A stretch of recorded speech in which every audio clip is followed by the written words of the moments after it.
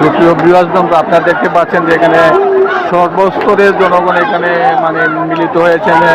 বয়োবৃদ্ধ এবং গার্জিয়ান, মা বাবা এবং মহিলারা এখানে, শিশুরা এখানে জড়ো হয়েছেন এবং মিছিল নিয়ে একের পর এক এখানে শহীদ মিনারে ঢুকতেছেন এবং তাদের একটাই দাবি যে এক দফায় এক দাবি, হাসিনা তুমি কবে যাবে। নানান প্রত্যক্ষ নিয়ে তারা এখানে উপস্থিত হয়েছেন এবং নানান করতালির মাধ্যমে তারা তাদের দাবি দাবা আবেদনের প্রকাশ করছেন, বই প্রকাশ করেছেন বিভিন্ন স্লোগানের মাধ্যমে। তারা একটাই দাবি যে সরকার তাদের দাবি আদায় না হওয়া পর্যন্ত তাদের এখান থেকে যাবেন না, প্রতিদিন আন্দোলন চালিয়ে যাবেন।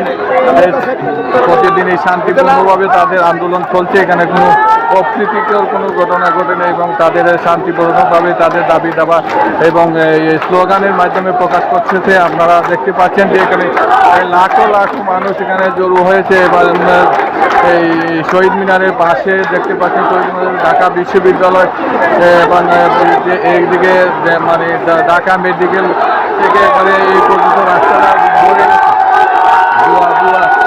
আন্দোলনের স্লোগানে দিয়ে তারা দাবি আদায়ের চেষ্টা করছে এবং চেষ্টা চালিয়ে যাবে আমরণ। এবং যারা ছাত্র মারা গেছে তাদের সুস্থ বিচার দাবি চান এবং সুস্থ বিচারের দাবির মাধ্যমে তাদের বিভিন্ন 8 দফা দাবি এখন 1 দফাতে পরিণত হয়েছে। 8 দফা দাবিকে তারা 1 দফা দাবিতে পরিণত করেছে।